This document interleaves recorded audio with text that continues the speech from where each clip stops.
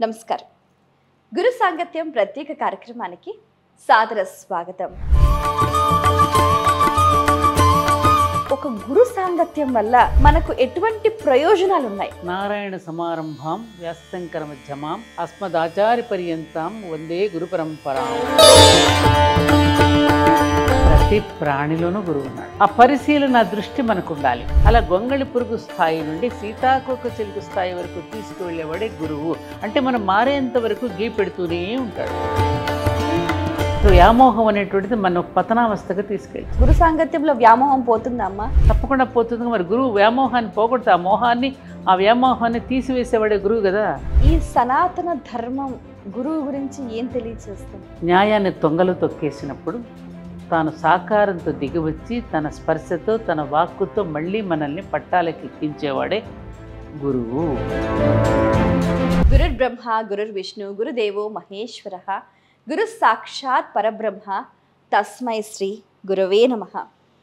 జీవితంలో మనం తెలుసుకోవలసినది, తెలివిగా నడుచుకోవలసినవి, ఆచరించవలసినవి, విడవవలసినవి, అలాగే ఆత్మజ్ఞానంతో పరమాత్మను చేరుకునే అద్భుతమైన సాంగత్యం గురు సాంగత్యం.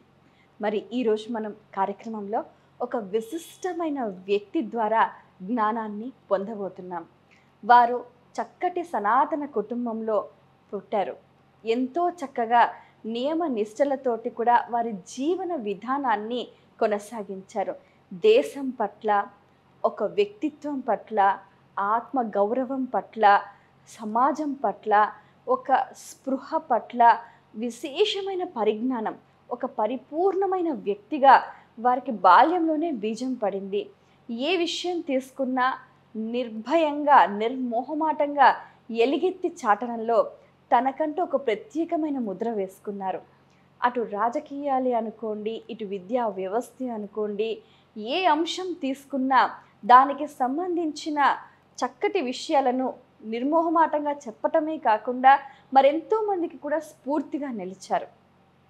తన వాక్కు ద్వారా, తన రూపం ద్వారా, అలాగే చతురత ద్వారా ఎంతోమందిని ప్రభావితం చేయటమే కాకుండా ఒక భారతీయతకు నిలువెత్తు నిదర్శనంగా నిలిచారు.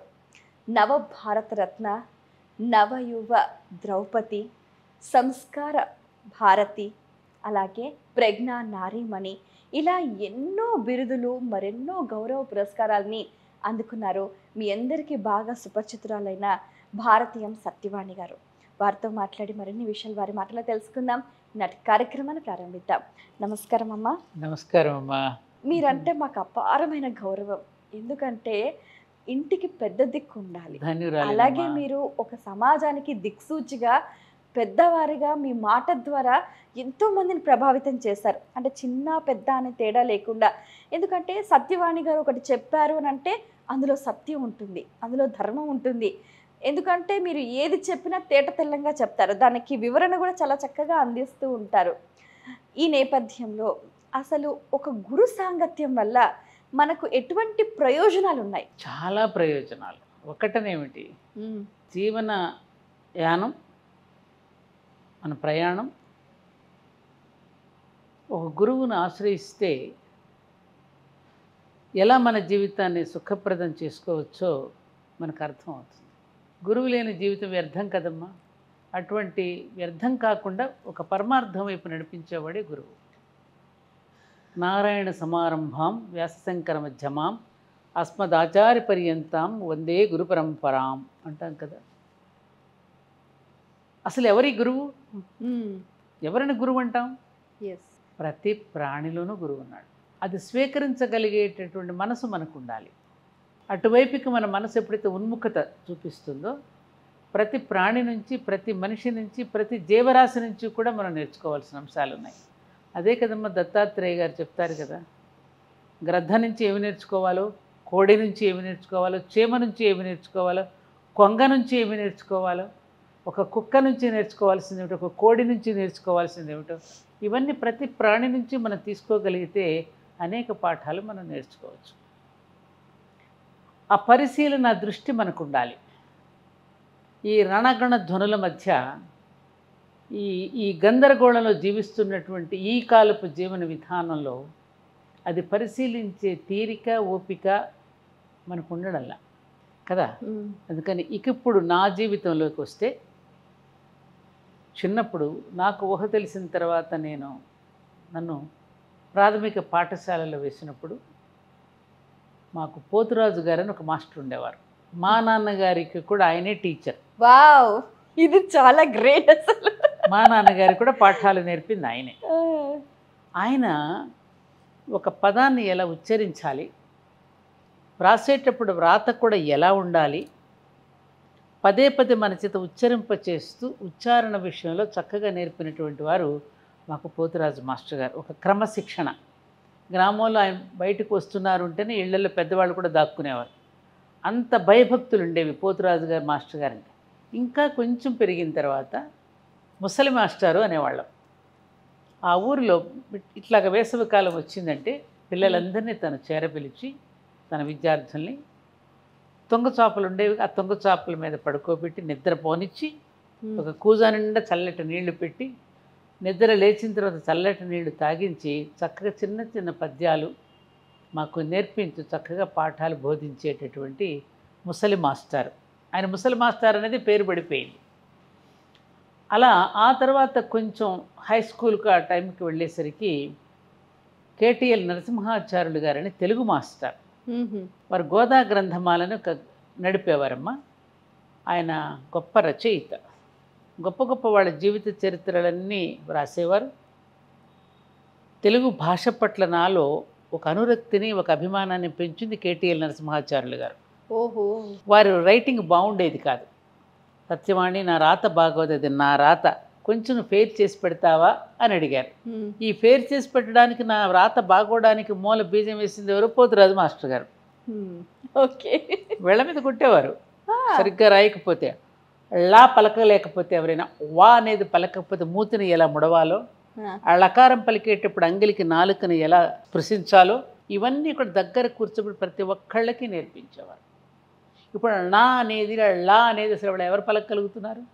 అసలు తీసేశారు కూడా కదా, ఉల్లు తీసేశారు పదాలు. అలా ఆ మాస్టర్ గారి దగ్గర పడినటువంటి బీజం తెలుగు మాస్టర్ దగ్గరికి వచ్చేసరికి సాహిత్యం పట్ల చాలా అభిమానం పెరిగి, వారి సాంగత్యంలో వారు రాసినటువంటి వాటన్నిటిని నేను ఫెయిర్ కాపీ చేయడం వల్ల ఆ పెద్దవాళ్ళ యొక్క జీవిత గాథలు నేను ఫెయిర్ కాపీ చేస్తూ నా మనసులో కూడా వాళ్ళ పట్ల ఒక గౌరవము, ఒక దేశభక్తి, ఇవన్నీ కూడా అంకురార్పణ జరిగింది.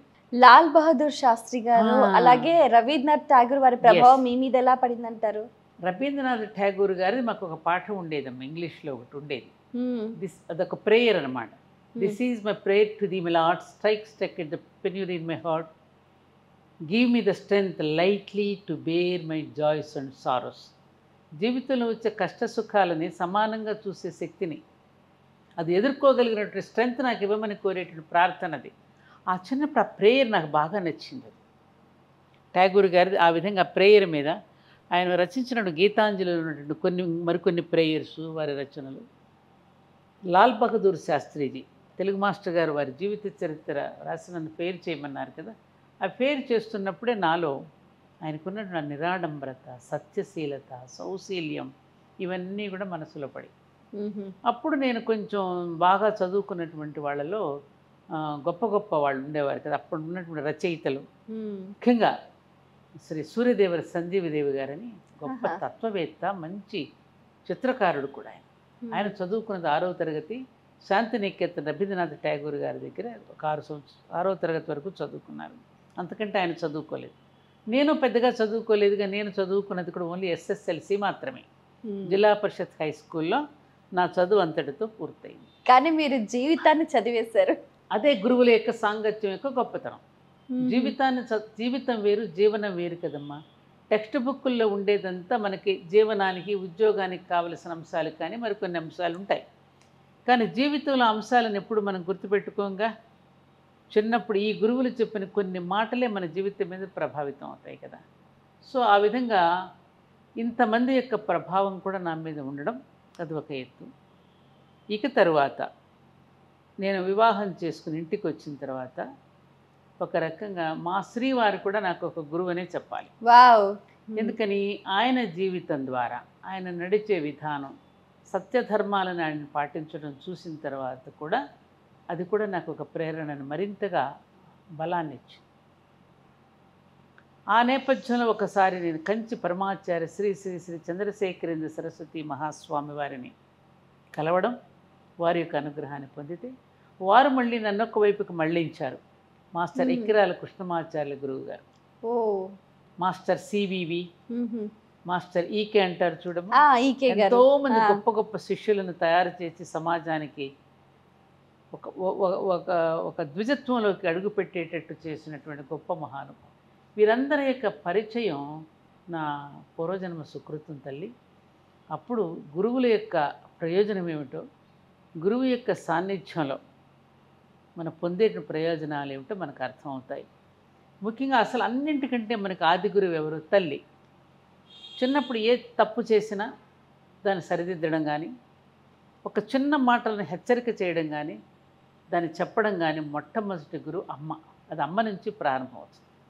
అలాగే తర్వాత మా నాన్నగారు. మా నాన్నగారు కూడా ఏదైనా చిన్న తప్పు చేసినా మన మహాభారతానికో రామాయణానికో లింకు పెట్టి మాకు చెప్పేవారు.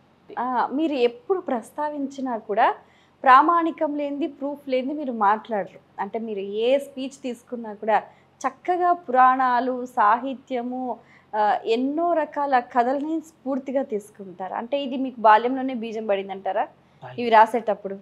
అది ఈ పెద్దల యొక్క వాక్కులతో కొంతవరకు పూర్వజన్మ సుకృతం అనేది ఒకటి ఉంటుందమ్మా. తర్వాత ఆ జీన్స్ అనేది కొంత ఉంటుంది మనకి, పెరిగినటువంటి వాతావరణం కొంత, తర్వాత దాని పట్ల మనం సాధన చేసినటువంటి మన యొక్క ప్రయత్నం కొంత, ఇవన్నీ కలిసి వస్తాయి కదా. అలా సాగింది నా జీవిత ప్రయాణం. బాగుంది. కాబట్టి గురువు అనేటటువంటి వాడు ఎటువంటి వాడు అంటే, ఒక్క మాటతో నేను అడిగావు కాబట్టి గురువు యొక్క సాంగత్యం. భ్రమర కీటక న్యాయం అంటారు చూడు. గొంగళి పురుగుగా ఉన్నప్పుడు అందరినీ ఇబ్బంది పెడుతుంది. అది మీద పడితే దులిపేసి చిచ్చి అని దులిపేస్తుంటాం, దురద పుడుతుంది. అదే గొంగళి పురుగు చుట్టూ భ్రమ కీటకం గీ పెడుతూ ఉంటే అది సీతాకోక చిలుకగా మారిపోతుంది. భ్రమరం గీ పెడుతూ ఉంటే సీతాకోక చిలుకగా మారిపోతుంది గొంగళి పురుగు. అలా గొంగళి పురుగు స్థాయి నుండి సీతాకోక చిలుక స్థాయి వరకు తీసుకువెళ్ళేవాడే గురువు. అంటే మనం మారేంత వరకు గీ పెడుతూనే ఉంటాడు గురువు. అలాగే చూడు, ధృతరాష్ట్రుడు కూడా మారేంత వరకు కూడా విదురుడు చెప్తూనే ఉండేవాడు. ఇకనైనా కళ్ళు తెరవయ్యా, నీ మనోనేత్రాన్ని తెరవయ్యా, ఎప్పటికైనా ఈ పుత్ర వ్యామోహంతో నీకు చాలా చెడ్డ పేరు తెచ్చుకుంటున్నావు, ఇది కరెక్ట్ కాదు అని ఎన్ని రకాలుగా చెప్పాడు విదురుడు. ప్రకటనలు మీవి, ప్రచారాలు మావి, జీవితంలోని వెలుగులందరివి. పిఎంసి తెలుగు ఛానల్లో మీ యాడ్స్ కోసం సంప్రదించవలసిన ఫోన్ నంబర్స్. ఈ వ్యామోహం అనేది ఒక పుత్రుడి తోటే కాకుండా ఇంకా అన్ని రకాల రిలేషన్స్ తో ఉంటాయి కదా. వ్యామోహం అనేది పుత్ర వ్యామోహం కానివ్వండి, భార్య పట్ల వ్యామోహం కానివ్వండి, ఏదైనా ఒక వ్యామోహం అనేటువంటిది మన ఒక పతనావస్థకు తీసుకెళ్తుంది. దాని నుంచి ఎలా బయటపడతాం? గురు సాంగత్యంలో వ్యామోహం పోతుందా అమ్మా? తప్పకుండా పోతుంది. మరి గురువు వ్యామోహాన్ని పోగొడతా, ఆ వ్యామోహాన్ని తీసివేసేవాడే గురువు కదా. ఒక ఇనుప కడ్డీని ఒక పరసవేది బంగారంగా ఎలా మారుస్తుంది? అలా మార్చడం. అప్పటి వరకు ఉన్నటువంటి బండరాయిని ఒక శిల్పంగా ఎలా మారుస్తున్నాడు? అదే కదా గురువు. అనవసరం అన్నీ తీసేస్తే అందులో ఉన్న కృష్ణుడు బయటపడుతున్నాడు కదా. ఇప్పుడు ఆ విగ్రహం ఉందా మనం చూస్తున్నావు, అంతకుముందు ఆ రాయిలో ఉన్నట్టు కృష్ణుడు ఉన్నాడు ఆల్రెడీ. అనవసరమైనది తీస్తే కృష్ణుడు బయటపడ్డాడు. అలాగే మనలో ఉన్న అనవసరమైనవన్నీ తీసి పారేస్తే, రాగద్వేషాలని, ఎర్షడ్ వర్గాలను తీసి పారేస్తే నీలో ఉన్నది ఏంటో బయటపడుతుంది కదా. అప్పుడు కదా నువ్వు పూజింపబడతావు. కాబట్టి బయట పూజింపబడేటట్టు చేసేటటువంటి వాడు గురువు. ఒక ముడి సరుకును తాను తీసుకుని దానికి సానబెట్టి దానికి అద్భుతమైన ఒక వస్తువుగా తయారు చేసి మార్కెట్లో పెడితే అది ఎంత విలువ ఉంటుందో అంతటి విలువను పెంచేవాడు గురువు. ఇవాళ నేను కూర్చుని ఉన్నాను, నా గురించి నువ్వు ఎంత విలువైన మాటలు చెప్పావు, నీ చేత అలా ప్రశంసింపబడడానికి కారణం ఎవరు? మీ గురువు గారు. అంతే కదా. అక్కడ నుంచి అవన్నీ వాళ్ళు కనుక చెప్పలేదనుకో, చిన్నప్పటి నుంచి అమ్మ దగ్గర నుంచి, నాన్నగారి దగ్గర నుంచి, మళ్ళీ గురువుల దగ్గరికి మాతృదేవోభవ, నీ తల్లి ఏం చేస్తుంది, పితృదేవోభవ అంటూ తండ్రిని పరిచయం చేస్తుంది కదా. తండ్రి మళ్ళీ ఎవరి చేతిలో పెడుతున్నాడు? గురువు చేతిలో పెడుతున్నాడు. ఆచార్య దేవోభవ. ఆచార్యుడు ఏం చేస్తున్నాడు? మనకు సంస్కారాన్ని నేర్పించి సమాజాన్ని పరిచయం చేస్తున్నాడు కదా. అక్కడ నుంచి కదా మన ప్రయాణం సాగేది, అమ్మ దగ్గర నుంచి. ఆ ప్రయాణం అలా సజావుగా సాగుతూ ఉన్న కొద్దీ కూడా మనం సానబెట్టబడి పదును పెట్టబడి సమాజానికి పనికొచ్చి ఒక పరికరంగా తయారవుతాం.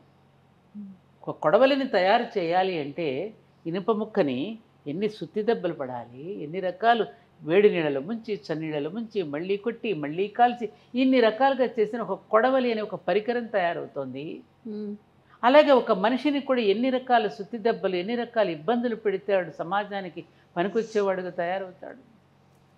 అలా తయారు కావడానికి సిద్ధపడి మన గురువు దగ్గర, అదే ఉపనయనము అంటే గురువు సన్నిధికి చేర్చుట. ఉపనయనం అంటే ఊరికే జందెం వేసేసుకొని దారం పోసుకోవడం కాదు కదా. గురువు సన్నిధికి ఎందుకు చేరుస్తున్నారు ఆ వయసులో? సమాజానికి దూరంగా పెట్టి వాళ్ళని, సమాజం యొక్క ప్రభావం ఆ వయసులో పడకుండా ఉండడానికి, గురువుకు శుశ్రూష చేసి, గురువుకి నీళ్లు అతనే తీసుకుని రావాలి, గోవులను మేపాలి, ఆ గోవు పేడ తీసుకుని రావాలి. ఇన్ని రకాలుగా ఒక ట్రైనింగ్ ఒక శిక్షణనిచ్చి అతను ఒక అద్భుతమైన వ్యక్తిగా తయారు చేసి సమాజానికి పంపించేటప్పుడు ఎన్ని చెప్పి పంపిస్తారు గురువులు? చూడరా, నా దగ్గర విద్య నేర్చుకున్నావు ఇప్పటివరకు, నేను మాత్రమే చెప్పకుండా ఇంకా నాకంటే బాగా చెప్పగలిగిన వాళ్ళు సమాజంలో నీకు తారసపడతారు. అటువంటి వారు నీకు లభ్యమైనప్పుడు వారికి ఉచితంగా ఒక ఆసనం వేసి కూర్చోబెట్టి గౌరవించి శుశ్రూష చేసి ఇంకా కావలసినవి నేర్చుకో. ఇప్పుడు ప్రస్తుతం ఉన్న సమాజంలో అమ్మ అసలు గురు శుశ్రూష అనేది కనుమరుగైపోయిందని చెప్పాలి. అసలు శుశ్రూష అంటే తెలుసా? అనగలుగుతున్నారా? శుశ్రూష అంటే ఏమిటో తెలుసా? శుశ్రూష శుశ్రూష అని కూడా అనలేరు. సేవ, సేవించుకుని మేము చిన్నప్పుడు చేసేవాళ్ళం. అలా వాళ్ళు ఏమంటున్నారంటే ప్రస్తుతం ఉన్న ట్రెండ్ లో ఎవరి డ్యూటీ వాళ్ళు చేస్తున్నారు, డబ్బులు ఇస్తున్నాం ఫీజు కొడుతున్నాం పాఠం చెప్తున్నాడు అంటున్నారు. రే గురువు ఒక సిగరెట్ ఇవ్వడైరా, గురువు కాసేపు చిల్లవుదాం పదరా, ఇలాంటి మాటలు. గురువు అనే పదానికి కూడా ఈ రకంగా సినిమాల్లో కూడా చూపిస్తున్నారు కదా. ఒక స్టూడెంట్గా ఉన్న అమ్మాయిని ఒక గురువు ప్రేమించడాలు, ఇలాంటి సినిమాలు కూడా చూసాం మనం, ప్రేమ కథలు. అంటే ఆ గురువు అనేటువంటి శబ్దానికి ఉన్నటువంటి ఆ గౌరవాన్ని కూడా మనం పోగొట్టుకుంటున్నాం. ఇక గురువు శబ్దానికి గౌరవాన్ని పోగొట్టుకుంటే ఇంక వీడేమి నేర్చుకుంటాడు? విశ్వామిత్రుడు, శ్రీరామచంద్రుడు, కౌసల్య సుప్రజారామ పూర్వాసంధ్యా ప్రవర్తతే, ఉత్తిష్ట ఉత్తిష్టోత్తిష్ట గోవింద ఉత్తిష్ట గరుడధ్వజ, త్రైలోక్యం మంగళం కురు అంటున్నాడుగా. ఎవరు లేపుతున్నారు నిద్ర? ఎవరిని లేపుతున్నారు? విశ్వామిత్రుడు రాముడిని నిద్ర లేపుతూ ఈ మూడు లోకాలను మంగళప్రదం చేయవలసిన కర్తవ్యం నీ మీద ఉన్నది నాయన, మేలుకో అంటున్నాడు. ఆయన గురువుకు నమస్కరిస్తూ ఆయన మేలుకొన్నాడు, నమస్కరిస్తూ ఈయన మేలుకొలిపాడు. రామకృష్ణ పరమహంస వివేకానందుడు కూడా అదే కదలే, ఉత్తిష్టత జాగ్రత్త, మేలుకో. ఎందుకు మేలుకోమంటున్నాను? నేను ప్రజలను నువ్వు మేలుకొల్పడానికి నిన్ను మేలుకొలుపుతున్నాను. ఆ మేలుకొల్పవలసిన బాధ్యత నీ మీద ఉన్నది నాయన అని చెప్పే కదా రామకృష్ణ పరమహంస కూడా వివేకానందుడిని చేరబిలిచి ఏమ్మా తన శక్తినంతా ఆయనకి ధారపోసి ప్రపంచ జాతులకు అందరికీ కూడా మన భారతీయ సంస్కృతిని మన భారతీయ వైభవాన్ని ప్రపంచ జాతాలకు చాటి చెప్పినటువంటి వాడు స్వామి వివేకానంద. పూర్వకాలంలో మనం గమనిస్తే ఒక గురువును వెతుక్కుంటూ శిష్యులు పయనం సాగించారు. అయితే శిష్యుని వెతుక్కుంటే గురువు వస్తానని అంటారు, మరి దాని గురించి? ఎప్పుడు గురువును పలానా వాడు నా గురువును నువ్వు వెతుక్కోవడం అనేది ఉండదమ్మా. ఎప్పుడు నువ్వు ఒక గురువు చేత స్వీకరించబడి ఉన్నావు. ఇప్పుడు నేను కూడా అలాగే, ఎవరు కూడా గురువు పలానా వాడే నా గురువు అంటే గురువులు మనకే మార్కులు వేయలేం కదా. ఎవరు నీ గురువు అని వింటావు? ఆ గురువు నిన్ను స్వీకరించినప్పుడు ఆ సన్నివేశం నీకు కలిసి వస్తుంది. ఇప్పుడు నేను కనుక ఏ విధంగా అయితే ఒక సన్నివేశం కలిసి వస్తే కంచి పరమాచార్యుల దగ్గరికి చేరుకున్నానో, చేరుకుంటే మరొక గురువు దగ్గరికి వెళితే నన్ను స్వీకరించాడు, ఆ విధంగా సన్నివేశాల ద్వారా మనకు కల్పించబడి గురువు నిన్ను దగ్గరికి తీసుకుంటాడు. ఎందుకని? నీ చేత సమాజానికి ఏదో ప్రయోజనం చేకూరాలని, అలా చేకూర్చగలిగిన ప్రతిభ నీలో ఉందని తెలిసి నిన్ను గురువు స్వీకరిస్తున్నాడు. ఒక గురు సన్నిధిలో అరిషట్ వర్గాలు, అలాగే ఈ వ్యామోహాలు, తాపత్రయాలు అన్నీ నశించిపోతాయంటారు. కేవలం సాన్నిధ్యంలో ఊరికలా కూర్చుంటే నశించిపోవు. అదే ఏది వ్యాస పౌర్ణమి వచ్చిన రాజున షిరిడి సాయిబాబా గుడికి వెళ్ళి నువ్వేదో పూలదండలు వేసి పూలమాలలు వేసి ఆయనకి కిరీటాలు పెట్టి భోజనాలు పెట్టి హడావిడి చేసేస్తే నశించిపోవు. ఓకే, ఆ సన్నిధిలో ఉండటం అంటే ఏంటి అని? ఏమిటంటే ఇప్పుడు అయస్కాంతం ఉన్నది, గురువు అయస్కాంతం, ఇనుప ముక్క ఉన్నది, మనం ఇనుప ముక్కలం. ఇనుప ముక్క అయస్కాంతం దగ్గరికి రాగానే ఏం జరుగుతోంది? అతుక్కుంటుంది, ఆకర్షిస్తుంది కదా. అంటే మరొక ఇనుప ముక్క కాకుండా మరొక వెండి ముక్క ఇంకొకటి పెడితే ఎందుకని ఆకర్షించడం లేదు? ఇనుప ముక్కనే ఎందుకు ఆకర్షిస్తుంది అయస్కాంతం? ఇనుప ముక్కలో నిగూఢంగా అయస్కాంత ధర్మం ఉన్నది కాబట్టి. అలాగే గురువు యొక్క సన్నిధిలోకి నువ్వు వెళ్ళినప్పుడు నీలో ఉన్నటువంటి నిగూఢంగా ఉన్న మానవత్వాన్ని, దైవత్వాన్ని గురువు మేలుకొలుపుతున్నాడు. రైట్. అలా మేలుకొన్న శిష్యుడిగా విజృంభిస్తాడు. దేని మీద విజృంభిస్తాడు? తనను తాను తెలుసుకుని తన జీవితాన్ని మార్చుకోవడానికి ప్రయత్నం చేస్తాడు. ఆ మార్చుకునేటువంటి ప్రయత్నం సాగుతూ ఉన్న కొద్దీ అతను ఒక సాధకుడిగా మారినప్పుడు సమాజంలో ఒక ద్విజత్వంతో అడుగుపెట్టి సమాజాన్ని సేవించుకుంటాడు. ఒక గురువు దగ్గర విద్య నేర్చుకోవాలి అని అంటే శిష్యుడు అవలంబించవలసిన సాధనా మార్గాలంటే అసలు ముందు మొట్టమొదటిగా గురువు దగ్గర నువ్వు చేరిన కొద్దీ నెమ్మదిగా రోజు రోజుకి గురువు యొక్క సన్నిధిలోకి వెళ్తావుగా. భౌతికంగానే నువ్వు కలవక్కర్లా, రోజు వీళ్ళు ఆయన విసిగించడం అవుతుంది. చాలామంది శిష్యులు ఉంటారు. ఎప్పుడైతే తొలిసారిగా ఒక గురువు మీద నీకు గురి కుదిరినప్పుడు, ఆ గురువు మీద నీకు గురి కుదిరినప్పుడు, నువ్వు నిజంగా గురి ఉంచినప్పుడు నిన్ను అటువైపుకి నడపడానికి కావలసిన సన్నివేశాలన్నీ గురువే నీకు కల్పిస్తాడు. కల్పించిన కొద్దీ నీకు విశ్వాసం నీలో ప్రబలంగా మారుతూ ఉంటుంది. అది చేస్తూ ఉన్న కొద్ది సన్నివేశాల ద్వారా నువ్వు గురువు అంతటి వాడు అవుతావు. అసలు గురువు కోరుకునేది ఏమిటి? నీ జేబుని ఖాళీ చేయాలనుకునేవాడు నీ గురువు కాదు కదా. తనంతటి వాడుగా నిన్ను తీర్చిదిద్దేవాడు నిజమైన గురువు. అటువంటి తయారు చేయాలనుకున్న గురువు దగ్గర నువ్వు అటువంటి గురించి కనుక ఉన్నప్పుడు, నిన్ను నడిపించేవాడే నా గురువు అనే విశ్వాసం నీలో ఉన్నప్పుడు తప్పకుండా వాటన్నింటికీ కావలసిన సన్నివేశాలన్నీ నీ ముందుకు నడిచి వస్తాయి. ఒక డౌట్ ఏంటంటే అమ్మా, ద్వైతము, అద్వైతము, విశిష్టాద్వైతము, గణపత్యము, ఇలా ఏ విభాగాలలో జన్మించిన వాళ్ళు ఆయా సంప్రదాయం పాటిస్తూ ఆ ప్రధానమైన మూలమూర్తులను వాళ్ళు ఆరాధిస్తూ ఉంటారు. కొంతమంది ఉంటారు అంటే ఈ కేటగిరీలో లేని వాళ్ళు, కొంతమంది అసలు వాళ్ళకి పాపం ఏవి తెలియదు, ఇంటి దేవుడు అన్నది కూడా సరిగ్గా తెలియదు, ఏవి తెలీదు, కూలి పని చేసుకునే వాళ్ళు అనుకోవచ్చు. సాధారణంగా అంటే ఆ పదాలు నేను అనొచ్చో లేదో తెలియదు కానీ జనరల్ కేటగిరీలో ఉన్నవాళ్ళు, శ్రమశక్తితో ఉన్నవాళ్ళు, అంటే వారికి ఒక సంప్రదాయం అంటూ తెలియని వాళ్ళు ఎవరిని గురువుగా భావించాలి? కర్తవ్యమే వాళ్ళకి గురువు. వాళ్ళు తమ శ్రమశక్తితో తమ కర్తవ్యాన్ని నిర్వహిస్తూ ఉండడమే వాళ్ళ యొక్క గొప్పతనం. అందుకనే వర్క్ ఈజ్ వర్షిప్ అన్నారు. మనసు ఉన్నవాడు, మనసుతో ఆలోచించేవాడికి ఇవన్నీ కావాలి. ఆజ్ఞ మేరకు పనిచేస్తున్నవాడు ఒక కూలి పని చేసినా, మరొక పని చేసినా ఒక యజమానికి ఆజ్ఞ మేరకు చేస్తున్నాడు కదా. ఆజ్ఞ మేరకు చేస్తున్నాడు అంటే యజమానే తనకి గురువు. ఓకే.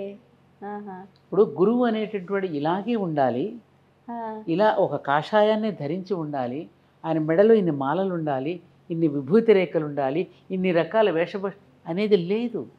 రైట్. ప్యాంటు షర్టులో ఉండేవాళ్ళు ఉన్నారు, అసలు ఏమీ తొడుక్కున్నటువంటి లంగోటా కట్టుకున్న వాళ్ళలోనూ గురువులు ఉన్నారు. అతి సామాన్య మానవుడిలో కూడా, కూలి పని చేసేవాడిలో కూడా గురువు ఉన్నాడు.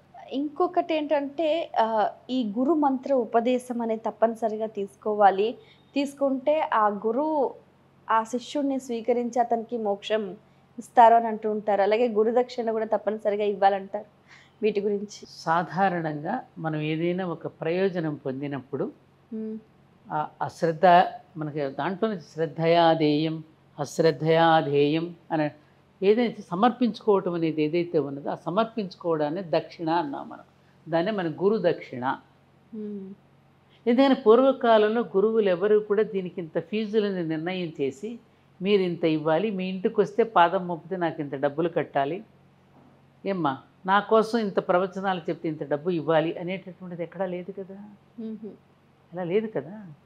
అందుకని మనం ఏమిటంటే అది మన యొక్క సంస్కారం, గురువు యొక్క రుణం తీర్చుకోవడం.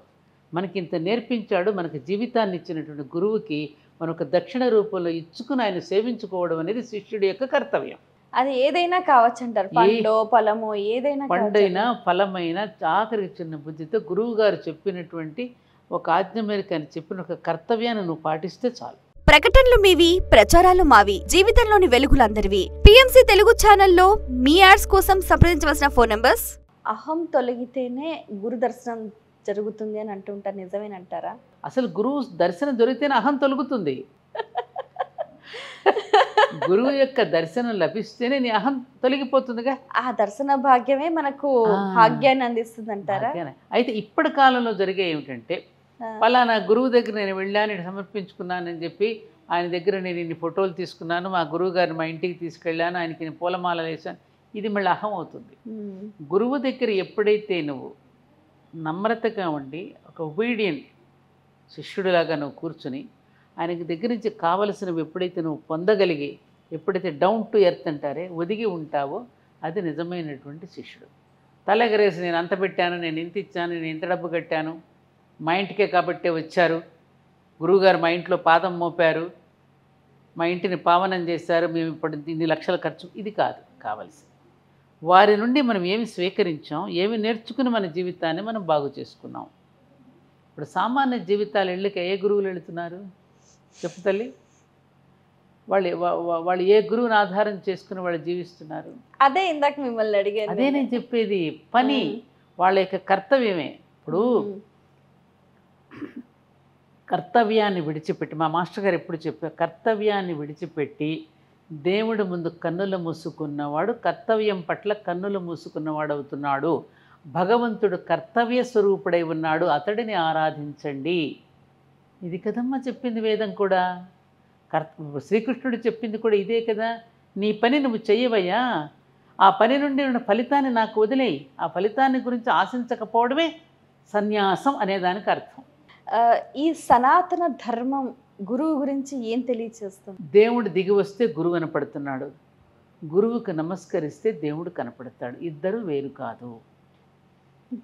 మానవుడు చెడిపోతున్నప్పుడు ఆడంబరాలకు మాత్రమే పెద్దపీట వేసి కర్మకాండాలతోనే సరిపెట్టుకుని మూర్ఖంగా ప్రవర్తించినప్పుడు, ధర్మాన్ని పక్కకు నెట్టేసినప్పుడు, న్యాయాన్ని తొంగలు తొక్కేసినప్పుడు, తాను సాకారంతో దిగివచ్చి తన స్పర్శతో తన వాక్కుతో మళ్ళీ మనల్ని పట్టాలకి ఎక్కించేవాడే గురువు. ఆ గురువు దగ్గర మనం ఎంతసేపు మీరు అన్నట్టు గురు దృష్టి చాలు అని అంటూ ఉంటారు. గురి దృష్టితోటి వారి జీవితంలో ఉన్న దోషాలన్నీ పోతాయంటారా? ఎట్లా పోతాయి? మా సత్యసాయి బాబా ఒక మాట అనేవారు, ఇప్పుడు నా దగ్గరికి వస్తారు చాలామంది నన్ను కలవాలని, నేను వాళ్ళ కళ్ళల్లో కళ్ళు పెట్టి నేను చూద్దామని అనుకుంటే వాళ్ళు ఎక్కడో తలగొక్కుంటూ ఎటేటో చూస్తుంటారు, మళ్ళీ విషయాలంపటాల మీదకి వెళ్ళిపోతే దృష్టి అంతా. అలాగే వెంకటేశ్వర స్వామి దగ్గరికి వెళతారు, ఆయన ఏ కిరీటం పెట్టుకున్నాడు, ఎన్ని నగలు పెట్టుకున్నారు, ఆయన రూపాయలు అంతా ఏదన్నా, ఈ వీటి మీద దృష్టి ఉంటుంది. స్వామివారి కళ్ళల్లో కళ్ళు పెట్టి చూసేవారు ఎవరు? నేను గురు శిష్యుడి యొక్క కళ్ళల్లో కళ్ళు పెట్టి చూసి ఆశీర్వదిద్దామని అనుకున్నాడు, వీడు ఏమరపాటుతుంది, వీడు ఎక్కడో చూస్తూ ఉంటాడని. ఓకే, గురు దృష్టి అంటే కళ్ళల్లో కళ్ళు పెట్టి చూడటమేనా? అంటే ఆళ్ళలో చూసి ఆ దృష్టి ఆయన మీద సార్ పడాలి కదా. దృష్టి పడాలంటే చూడాలి కదా. మనం వెళ్ళింది దేనికి? గురువు యొక్క అనుగ్రహం పొందడానికి వెళుతాం. అనుగ్రహం పొందడం అంటే ఎలాంటి అనుగ్రహం? అది అనుగ్రహం ఎలా ఉంటుంది? అది ఈ అనుగ్రహానికి ఏమైనా రూపం ఉంటుందా? ఎలా ఉంటుంది? ఉండదు. ఎలా అంటే అమ్మా, గ్రహాలని అనుగ్రహం, గ్రహం అనుగ్రహం అంటాం మనం. ఈ గ్రహాల యొక్క అనుగ్రహం మనకు ఎలా లభిస్తుంది? నువ్వు బాగున్న కొద్దీ, నీ ప్రవర్తన బాగున్న కొద్దీ కూడా ఆయన అనుగ్రహం నీకు లభిస్తుంది. నీ ప్రవర్తన ఎప్పుడైతే చెడిపోతుందో అప్పుడు నీకు కష్టం వస్తుంది. మనమేమనుకుంటున్నాం, వచ్చిన కష్టానికి గ్రహాలు నా పట్ల బాగోలేదు అని అనుకుంటున్నాం. గ్రహాలు నీ పట్ల బాగోలేదు అనుకోవడం అనేది అసలు ఎప్పుడు ఉండదు. గ్రహాలు ఎప్పుడూ ఒకే రకంగా ఉండవు. ఒకరి పట్ల బాగుండడం, ఒకరి పట్ల బాగోకపోవడం అనేది ఉండదు. అంటే ఇప్పుడు గ్రహం వక్రీకరించటమో లేకపోతే దృష్టి బాగోలేదనో ఏదో వేరే స్థానంలో ఉన్నారనో ఇదే నేను చెప్తున్నాను కదా. మనం శాస్త్రాలను అధ్యయనం చేసుకోవడంలో మనం కొన్ని జనాలను కొంచెం మెప్పించడం కోసం, అమ్మ గనక పిల్లవాడు స్కూల్కి వెళ్తా ఉంటే మారాం పెడతాడు చూడు వెళ్ళనని, ఆ మారాం పెట్టేటప్పుడు ఏదో ఒకటి చెప్పి చందమామను చూపించి గోరుముద్దలు తినిపించినట్టుగా, వరి నీకు సాయంత్రం వచ్చేసరికి చాక్లెట్ తెప్పిస్తానరా, లేకపోతే అందరం కలిసి సినిమాకి వెళ్దాం, రకరకాలుగా చెప్పి వాడి మారామును ఖర్చు తగ్గించి పంపించడానికి అమ్మ చేసే ప్రయత్నం ఎటువంటిదో ఈ ప్రయత్నం కూడా అటువంటిదే. అంటే ఏదో ఒక రకంగా మామూలుగా దాన ధర్మం చేయమంటే వీడు చేయడుగా. మనిషి అన్నవాడు ఎన్ని, అందుకనే భగవంతుడు మనిషికి 2 కళ్ళు, రెండు ముక్కులు, 2 రంధ్రాలు, 2 చెవులు, అన్నీ 2 పెట్టి నోరు మాత్రం ఒకటే పెట్టాడు. ఇది కూడా 2 పెడితే అన్నీ తానే తినేస్తాడని. అసలు ఈ ఐడియా ఇప్పుడు రాలేదు. చిత్రమైన వాడు ఒకటే పెట్టాడు, ఇంకా అన్నీ తినేస్తాడు. అందుకని మనల్ని ప్రతిదానికి దాన ధర్మాలతో ముడిపెట్టారు. ఇతరులకు ఇస్తేనే, ఇతరులకు సర్వీస్ చేస్తేనే నువ్వు బాగుంటావు. నీకు పుణ్యం అనే ఒక అకౌంట్ అనేది నీ బ్యాంకులో జమ అవుతూ ఉంటుంది. ఆ జమ అయినటువంటి పుణ్యాన్ని ఎవరు మనకి ఇచ్చేది? పాప పుణ్యాలని గ్రహాలే కదా. అందుకని నువ్వు ఈ పుణ్య కార్యక్రమాలు చేస్తూ ఉన్న కొద్ది గ్రహాలు నీకు ఇస్తూ ఉంటాయి. ఓకే, పాప పుణ్యాలను లెక్కేసి మనకి ఇచ్చేది వాళ్ళే కదా. మనమేమనుకున్న గ్రహాలే మన పట్ల బాగాలేదు అనుకున్న, లేదు గ్రహం అంటోంది నువ్వు బాగాలేదయ్యా, నీ ప్రవర్తన బాగాలేదు, ఇప్పటికైనా మారు అని చెప్తోంది, సూచిస్తోంది. అందుకని దాన ధర్మాలు చేయమని చెప్పారు. అంటే నీ దుష్కర్మకి సత్కర్మ రెమెడీ.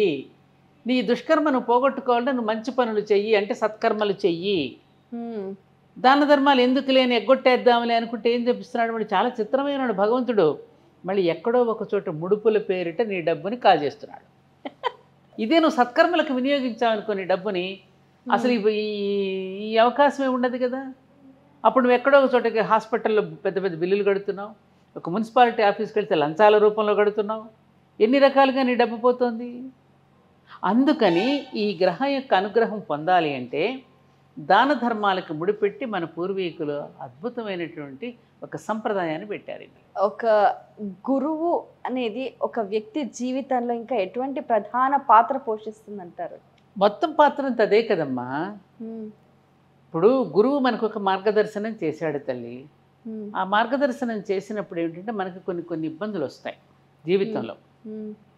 ఆ ఇబ్బందులు వచ్చినప్పుడు కరెక్ట్గా మనకు గురువు యొక్క మాట గుర్తొస్తుంది. అవును, అది పెద్దవాళ్ళు ఎవరైనా కానీ. గురువు అనేవాళ్ళు అనేక రూపాల్లో ఉంటారని చెప్పాను కదా నీకు. ఒకసారి నేను నారాయణమ్మ గారి దగ్గరికి వెళ్ళేది, మనసు బాగోక వెళ్ళాను. ఏదో సందర్భంలో ఒక మాట అనేశారు. మాట పడనివాడు వానకు తడవనివాడు ఎవరమ్మా అన్నారు. ఆన్సర్ దొరికేసింది. మాట పడనివాడు వానకు తడవనివాడు ఉంటారా అని. అలాగే కాళ్ళు తడవకుండా సముద్రాన్ని దాటవచ్చేమో కానీ కళ్ళు తడవకుండా సంసారం అనే సాగరాన్ని ఈదలేము. ఒక్క వాక్యంలో వాళ్ళు ఎంత సారాన్ని చెప్పారు, ఎంత బాగా చెప్పారమ్మా. కాళ్ళు తడవకుండా సముద్రాన్ని దాటొచ్చేమో కానీ కళ్ళు తడవకుండా ఈ సంసార సాగరాన్ని దాటలేము. ఈ ఒక్క మొక్క మొత్తం వేదాల సారం ఉందా లేదా? అప్పుడు మనకేమిటి, చాలామందికి మనకు కష్టాలు వస్తుంటాయి. మనం ఓదార్చేటప్పుడు ఏం చెప్తాం? అమ్మ, పాండవుల కన్నా ఎక్కువ కష్టాలు పడుతున్నామా మనం? రాముడి కన్నా ఎక్కువ కష్టాలు పడుతున్నామా? సీతమ్మ కన్నా ఎక్కువ కష్టాలు వాళ్ళకంటే ఎక్కువ సుఖంగా ఉన్నాం కదా మనం అనే ఈ మాటలు ఏవైతే ఉన్నాయో, ఆ గురువు చెప్పేటటువంటి మాటలు ఆ సమయంలో మనకి గుర్తుకొచ్చి, సీతమ్మ వారిని గనుక ఆమెకు కూడా ఆత్మహత్య చేసుకోవాలని తన జడను కంఠం చుట్టూ చుట్టుకుని ఇక చనిపోదాం అనుకున్న సమయంలో రాముడి యొక్క చరిత్రను గానం చేసి ఆయన హనుమంతుడు మళ్ళీ ఆవిడని ఆత్మహత్య నుండి వెనక్కి తీసుకొచ్చాడా లేదా? అలాగే మనకు కూడా అలాంటి డిప్రెషన్ వచ్చినప్పుడు కానీ, ఒక నిస్పృహకు లోనైనప్పుడు కానీ, ఒక నిరాశకు లోనైనప్పుడు కానీ, ఆ పెద్దల గురువుల యొక్క వాక్కులు మనకు తోడు చుక్కలై మనకు ఒక నిశ్చలత్వాన్ని ప్రసాదిస్తుంది. అనేక సంఘటనల్లో చూడు, మా మాస్టర్ ఇలా చెప్పేవారండి, మా గురువుగారు ఇలా అనేవారు, మా అమ్మమ్మ ఇలా అనేదండి, మా అమ్మ కూడా ఇలా చెప్పేదండి, మా తాతగారు ఇలా అనేవారండి అని అంటున్నావా లేదా? ఆ సమయంలో సాయిబాబా వచ్చిన నీళ్ళు ఆదుకున్నాడండి. ఇవన్నీ ఏమిటి? ఎవరి జీవితంలో లేవు ఇలాంటి సంఘటనలు? ప్రతి జీవితంలోనూ ఇలాంటి సంఘటనలు ఉంటాయి. నేను ఒక ఉదాహరణ చెప్పనా? చెప్పండి. నేనును మన అరుణిమా సిన్హా, మంచి ఫేమస్ వాలీబాల్ ప్లేయర్. ఓకే. మేమిద్దరం కాకినాడలో కలుసుకున్నాం, ఒక హై స్కూల్లో కలుసుకున్నప్పుడు ఆవిడ చెప్పింది, ఇంచ్ బై ఇంచ్ తను ఏ విధమైన కష్టాలు పడుతూ ఆ జాతీయ జెండాని ఎవరెస్ట్ శిఖరం మీద ఎలా ఎగరేసిందో నాతో చెప్తూ ఒక విషయం చెప్పింది. గురువు యొక్క మహిమని గురించి చెప్తూ, ఆమె రైల్లో ప్రయాణం చేస్తూ ఉన్నప్పుడు ఆవిడ దగ్గర ఉన్నటువంటి హ్యాండ్ బ్యాగ్ని తీసుకోవడానికి దుండగులు ఆమె మీద దాడి చేసినప్పుడు ఆ ఇద్దరు యొక్క పోరాటంలో ఆవిడ లైవ్లోంచి తోసేశారు దొంగలు. తోస్తే పట్టాల మీద పడిపోయింది. పడిపోయినప్పుడు ఈ కాలు మీద నుంచి మరొక రైలు వెళ్ళి ఈ కాలు పూర్తిగా పోయింది. అది మా పల్లెటూరు, అక్కడ హాస్పిటల్స్ కూడా లేవు. అక్కడ ఎవ్వరు కూడా ప్లాట్ఫామ్ మీద ఆవిడ రక్షించే నాథుడు లేడట. ఆవిడ బయలుదేరి నెమ్మదిగా దేక్కుంటూ వెళితే మొత్తానికి ఆ స్టేషన్ మాస్టర్స్ వాళ్ళు ఆ దగ్గర పల్లెటూరులో ఉన్న ఒక హాస్పిటల్కి చేర్చారు. అక్కడ ఎనస్థీషియా ఇచ్చేవాళ్ళు కూడా లేరు ఆపరేషన్. అది భరిస్తూ మొత్తానికి ఆ కాలుకి ఆపరేషన్ చేయించుకుని అప్పుడు మనసులో అనుకున్నదట, ఇదే కాలుతో నేను ఎవరెస్ట్ శిఖరాన్ని అధిరోహించి ఈ సమాజానికి ఛాలెంజ్గా ఒక సమాధానం చెప్తాను నేను అని మనసులో నిర్ణయించుకుందిటమ్మా. నిర్ణయించుకుని మొత్తానికి ప్రయాణమై కొంచెం బాగు చేసుకుని కాలుని ప్రయాణం ఎవరెస్ట్ శిఖరాన్ని అధిరోహించడానికి బయలుదేరింది. కొంత దూరం వెళ్ళిన తర్వాత తాను పట్టుకెళ్ళిన ఆక్సిజన్ అయిపోయింది. అప్పుడు తలుచుకుని, అయ్యో అయిపోయింది ఎట్లా, నేను జాతికి ఒక సందేశాన్ని ఇవ్వాలని ఒక సవాలుగా తీసుకున్నాను కదా, ఎలా మరి ఇది అని మెసేజ్ పెట్టేద్దాం అనుకుంటుంది, నేను ఓడిపోయాను అని. అప్పుడు పైనుంచి ఒక సిలిండర్ డొల్లుకుంటూ ఇవిడి దగ్గరికి వచ్చింది. ఎందుకు వచ్చింది? అవును, ఆ సమయంలో ఆవిడకు ఒక మాట గుర్తొచ్చింది. అవసర సమయంలో గురువును గనుక స్మరణ చేస్తే గురువు ఆదుకుంటాడని విన్నాను అని చెప్పి రామకృష్ణ పరమహంసను తలుచుకుందటమ్మా. అప్పుడు ఆ సిలిండర్ చెప్తూ ఉంటే ఇట్లా ఇట్లా అవుతుంది, అసలు డొల్లుకుంటూ ఆ సిలిండర్ వచ్చి తన ప్రాణాన్ని ఎలా కాపాడింది. ఆ రోజును సభాముఖంగా నాతో ఆవిడ వివరించి చెప్పింది ఈ విషయాన్ని. మరి దీన్ని ఏమందాం? ఎక్కడో స్వామి వివేకానందుడు భోజనం లేకుండా అమెరికా వీధుల్లో ఎక్కడో దీనుడై కూర్చుండి ఒక తల్లి వచ్చి అన్నం ఎందుకు పెట్టింది? అది రామకృష్ణ పరమహంస కాదా? అలాంటి సంఘటనలు ఎన్నో ఉంటే గురువును నమ్ముకున్నటువంటి వాళ్ళకి. అంతేందుకు, మనకి గురు చరిత్రలో కూడా ఒక నలుగురు శిష్యులు గురువుని వెతుకుదామని నలుగురు 4 దారులు వెళ్తే ఎవరికీ కనిపించదు. ఆఖరి అలా వెళ్తున్న ఒక వ్యక్తి ఇలా వెళ్తే దొరకరు, ఇలా వెళ్తే దొరుకుతారని చెప్పి ఒక బాటసారి గురువు రూపంలో వస్తారు. బోలెడున్నా ఇలాంటి సంగతి, ఎన్ని కథలు, ఎన్నో కథలు మనకి. కాబట్టి దైవమే దిగి వస్తే గురువమ్మ, తానుగా దిగి వస్తాడు గురువు. ఇద్దరు వేరు కాదు. అందుకే గురు బ్రహ్మ, గురు విష్ణు, గురు దేవో మహేశ్వర. కాబట్టి అందరిలోనూ ఆ గురుత్వాన్ని, ఆ గురువును చూసుకోవడం అనేది మనకి చేత కావాలి. ఇప్పుడు ప్రస్తుతం ఉన్న యువత కానీ, ప్రస్తుతం ఉన్న సమాజం కానీ, ప్రస్తుతం పిల్లలు కానీ, యుక్త వయస్సులు కానీ అసలు ఆ గురువుని ఏ దృష్టితో చూడాలి, ఎలా సంస్కరించాలి, ఎలా మర్యాద చేయాలి, ఎలా జ్ఞానం తీసుకోవాలంటే? ఇప్పుడున్నటువంటి కాలంలోనమ్మా, ఇప్పుడున్నటువంటి లోకం పోకడలో ఎవరు అసలైన గురువులు, ఎవరు సిసలైన గురువులు కూడా చెప్పలేనటువంటి పరిస్థితి ఉంది. అలాంటి పరిస్థితి ఉన్నప్పుడు మన పుస్తకమే ఒక గురువు. శ్రీకృష్ణుడు నిర్యాణం అయ్యేటప్పుడు, మరి నువ్వు లేకపోతే నేను ఎలా బ్రతుకుతాను ఉద్ధవుడు అని అడిగితే, తన బాల్యమిత్రుడు అడిగితే, నేనెక్కడికి వెళుతాను ఉద్ధవా, ప్రతి ఇంట్లోనూ గ్రంథ రూపంలో ఉంటున్నాను కదా అన్నాడు ఆయన. మరి జగద్గురువే కదా శ్రీకృష్ణుడు. నేను ప్రతి ఇంట్లోనూ గ్రంథ రూపంలో ఉంటున్నాను కదా, గ్రంథ రూపంలో ఉంటాను నేను కలియుగంలో అన్నాడు. ఆ గ్రంథం ఏది? భగవద్గీత.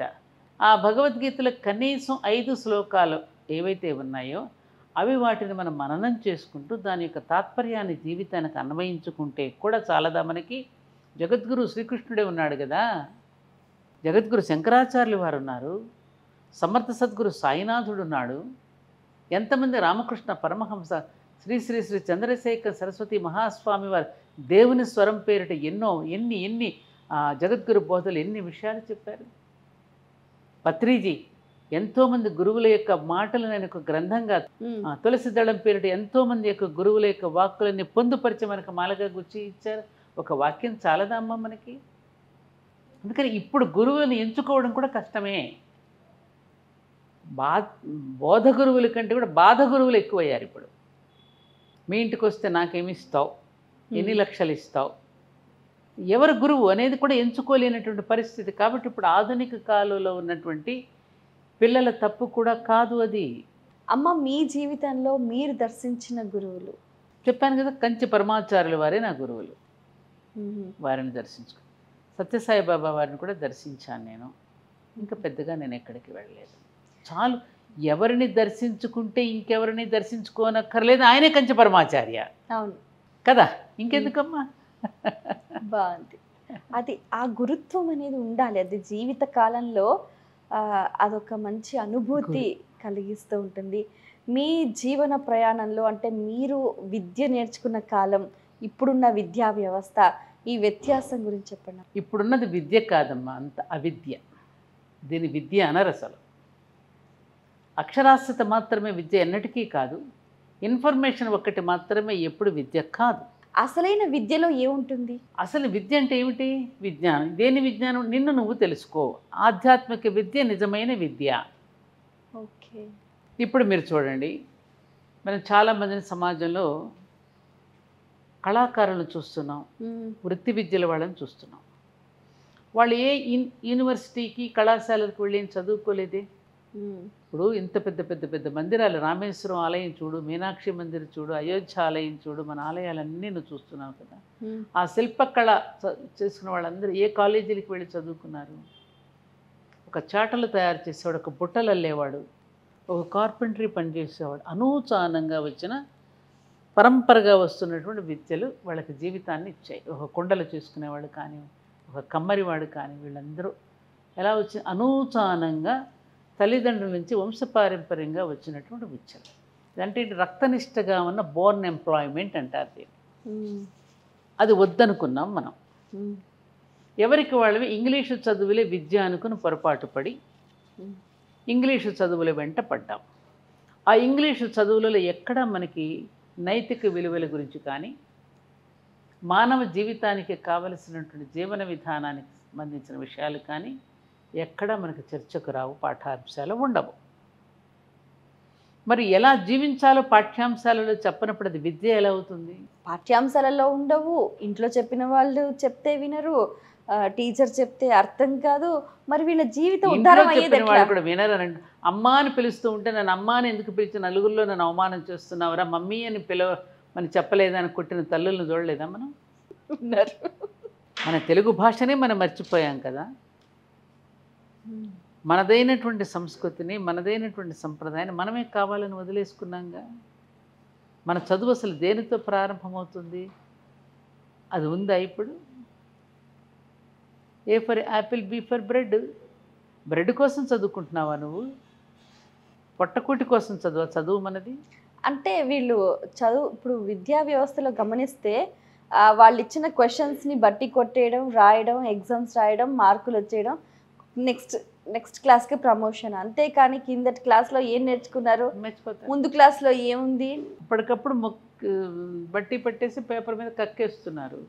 మళ్ళీ రేపు నేను ఏం రాసి వచ్చా పరీక్షను మర్నాడే చెప్పలేడు వాడు. ఎందుకంటే అమ్మా, ఇప్పుడు విదేశాల్లో ఇలా లేదు. మన చదువంతా వాళ్ళు పట్టుకెళ్ళారు. అవును. ఈ పరీక్ష అనే ఒక టెన్షన్ పెడుతున్నారు.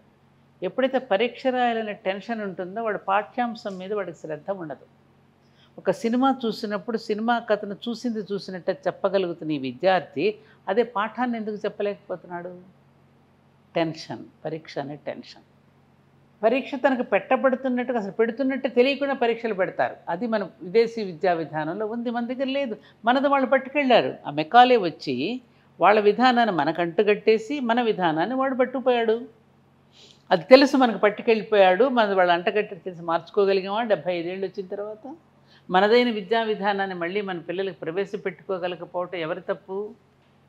ప్రతిరోజు కూడా గురువుని మనం స్మరించాలి, గురు స్మరణ చేయాలి, గురు బోధను మనం నిత్యం మననం చేసుకుంటూ ఉండాలి అని అంటే ఒక వ్యక్తి కానీ, ఒక విద్యార్థి కానీ, ఒక సంసారి కానీ, ఒక ఉద్యోగి కానీ అసలు ఎలాంటి విధానాన్ని పాటించాలంటారు? ఈ విషయాలు చెప్పడానికే కుటుంబ జీవితంలో మనిషి అనేవాడు ఎలా బ్రతకాలో, ఎలా బ్రతికితే వాడు గొప్పవాడు అవుతాడో చెప్పడానికి శ్రీమన్నారాయణుడు తానుగా మనిషిగా దిగివచ్చి మనిషి జీవితం ఎలా జీవించాలో చెప్పడానికి దిగి వచ్చినవాడు రామచంద్రుడు.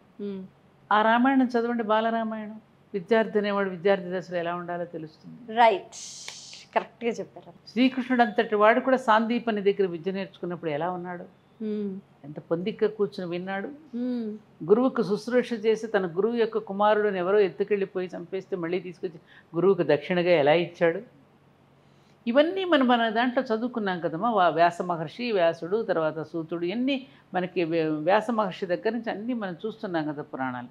అందుకని ఇప్పుడు ఎవరు గురువులను మీరు వెతుక్కో అవసరం లేదు. ఇప్పుడు ఆ రూపంలో వాళ్ళు దిగి వచ్చి చరించి మనకు చూపించి వెళ్ళినటువంటి జగద్గురు శ్రీకృష్ణ పరమాత్మే మనకు గురువు, శ్రీరామచంద్రుడే మనకి గురువు. ఓకే అమ్మ, ఇంకోటి అడగాలనుకున్నాను. ఈ అయోధ్య రామ మందిరానికి మీకు ఉన్న సంబంధం ఏంటి? మళ్ళీ ఇక్కడికి వచ్చా. అంటే మేము గమనించాము, అయోధ్య సంబంధించి రామ మందిర నిర్మాణము ఆ ఉద్యమాల్లో మీరు చురుగ్గా పాల్గొన్నారు కదా? పాల్గొన్నాను. ఆ నేపథ్యం ఏదో అయిపోయిన ఘట్టం ఆ రోజుల్లో. అప్పుడులో కావేశనం కావేదల నుంచి పుట్టుకొచ్చినటువంటి ఒక ఉద్యమం, పాల్గొన్నాం, అయిపోయింది. మళ్ళీ తిరిగి రాముడిని దర్శించుకోగలిగిన అవకాశం రామచంద్రుడు ఇచ్చాడు. ఆ కథ అంతా వేరు. ఆ దేవాలయ నిర్మాణం అప్పుడు మీరు వెళ్ళటం కూడా ఇట్స్ రియల్లీ గ్రేట్ థింగ్. అసలు వెళ్ళొచ్చాను కదా, దర్శనించుకున్నానుగా బాలరాముడిని. బాగుంది. ప్రతిష్ఠ అప్పుడు వెళ్ళడం అనేది చాలా గొప్ప విశేషం. మీరు నిర్మించిన దేవాలయం గురించి అమ్మ మీ మాటల్లో. ధర్మపురి క్షేత్రం అని నేను నిర్మించడం అనే దాన్ని చెప్పుకోవడం అనేది అంత కరెక్ట్ కాదు, కానీ నా చేత నన్ను ఒక ఇన్స్ట్రుమెంట్గా చేసుకుని అక్కడ ఎప్పుడో ఉన్నటువంటి అమ్మవారు, ఎన్ని యుగాల నుంచి ఉందో కూడా మనకు తెలియనటువంటి తల్లి అరూపంగా ఉండి తానకంటూ ఒక రూపాన్ని ఇవ్వమని ఆవిడ ఆదేశిస్తే అప్పుడు విజయదుర్గదేవిగా కొలువు తీరి మళ్ళీ తన పరివార దేవతలందరినీ అక్కడ కొలువు తీర్చి, పరివార దేవతలతో పాటు ఇప్పుడు ఆధునిక యుగానికి కావలసినట్టుగా ఇందాక మీరు ప్రశ్నించిన విధానంగా అనేక మంది గురువులు కూడా అక్కడ కొలువు తీరారు. జగద్గురువు, సమర్థ గురువు, అవధూతలు, ఏమ్మా తపస్సంపన్నులు, యోగి పుంగవులు, ఇంతమంది ఒకే చోట కొలువు తీరినటువంటి ఒక బృహత్తర మహత్తరమైనటువంటి ఒక క్షేత్రం శ్రీ ధర్మపురి క్షేత్రం. శ్రీ ధర్మపురి క్షేత్రం. సాధారణంగా ధర్మపురి అనగానే మనకు లక్ష్మీ నృసింహస్వామి గుర్తుకొస్తారు, కరీంనగర్.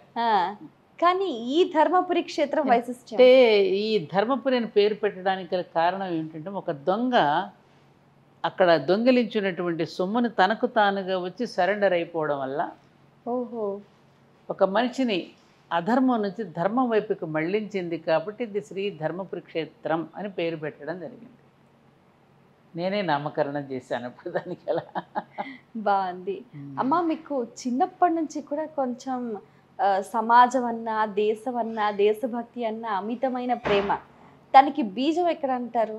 ఒక రకంగా మాకు తెలుగు మాస్టర్, అలాగే సోషల్ మాస్టర్ వెంకటేశ్వరరావు గారు ఉండేవారు. ఈ పాఠాలు చెప్తూ ఉన్నప్పుడు నైటింగేల్ కథ, స్టోరీస్ వచ్చాయి కదా, ఆ పాఠ్యాంశాలను కూడా బాగా వంట పట్టించుకునేదాన్ని నేను, జీవితానికి అన్వయించుకోవడం. ఆ నైటింగేల్ స్టోరీ చదివినప్పుడే నాకు ఒక ప్రేరణ. ఎలా అయితే శాస్త్రీజీ ఇది చదివినప్పుడు ఎప్పటికైనా ఒక డాక్టర్ అవ్వాలి, సరిహద్దులలో సైనికులకు సర్వీస్ చేయాలి, ఇలా ఉండేది నాకు. సరే, అది నెరవేరకపోతే పోనీలే మిలిటరీలో ఉద్యోగం చేసే ఆయన భార్యనయ్యాను కాబట్టి అది కూడా దేశ సేవే కదా, సంతోషపడ్డాను. సేవే మరి సేవే కదా, చాలా సేవ, లాట్ సర్వీస్ చేశారు ఆయన. సో అట్లా నేను సంతృప్తి చెందాను. సమాజంలో ఎదుర్కొంటున్నటువంటి అవినీతి, అక్రమాలు, లంచగొండితనము, వీటన్నిటినీ చూసి చలించిపోయాను. అందులో ఇంట్లో చూస్తున్నాను కదా వారి జీవన విధానం, ఒక్కొక్క ఆఫీసర్గా తను ఎంత నిజాయితీగా నిబద్ధతో పనిచేస్తున్నారు అని. మరి ఎందుకని అందరూ అలా ఎందుకని ఉండలేకపోతున్నారు అనే దానిలో కొంచెం మదనపడి అప్పుడు అకాడమీని ప్రారంభం చేసి స్కూల్లో విద్యార్థుల దగ్గరికి వెళ్ళడం మొదలెట్టాను. అంటే చిన్న వయసులోనే విద్యార్థి దశలో ఉన్నప్పుడే వాళ్ళలో ఇటువంటి బీజాలు వేసినప్పుడు వాళ్ళు నీతిమంతులై సమాజాన్ని సేవించుకుంటారేమో, ఆ ప్రయత్నం ఎందుకు చేయకూడదు, కొంతవరకైనా మన ఇంట్లో కూర్చొని నేను విచారిస్తూ ఉండడం కంటే ఆ విద్యార్థి లోకంలోకి వెళదాం. అలా నా విద్యార్థుల్లోకి నా ప్రయాణం ప్రారంభమై దాదాపు ఎన్నో గుర్తు కూడా లేవు నాకు, కొన్ని వందల కాలేజెస్ కానీ హై స్కూల్స్ కానీ 87 నుంచి నా ప్రయాణం అలా సాగుతూ విద్యార్థుల్లో. మీరే స్వచ్ఛందంగా అన్ని కాలేజెస్కి, స్కూల్స్కి వెళ్తూ ఫస్ట్, తర్వాత ఇక నాకు ఆహ్వానాలు వచ్చాయి. వాళ్ళ ప్రయోజనం పొందుతూ ఉన్న కొద్దీ, ఇప్పుడు ఇందాక నీకు చూపించాను కదా ఫైల్లో నా గురువు రాసిన ఉత్తరాలన్నీ, నేను చాలా అప్పుడు ఉత్తరాలు రాసేదాన్ని కదా. అలాగే మాస్టర్ గారు, నేను ఉపాధ్యాయ బృందం దగ్గరికి వెళ్ళినప్పుడు నాకు అనుకున్నంత స్పందన ఎందుకని రాలేకపోతుంది, ఎందుకంటే ముందు ఉపాధ్యాయులకి కనుక ఇటువంటి గొప్ప సాహిత్యాన్ని ఇస్తే, వాళ్ళు అది చదివి పిల్లలకి మధ్య మధ్యలో పాఠాల కంటే ఈ విషయాలను ఎక్కువగా బోధిస్తే ఉపయోగపడుతుంది. నేను చాలా ప్రయత్నం చేస్తున్నాను, అనుకున్నంత స్పందన టీచర్స్ నుంచి నాకు రావడం లేదని లెటర్ రాస్తే ఆయన చక్కగా 4 అంశాలు రాశారు. ఏమని రాశారు?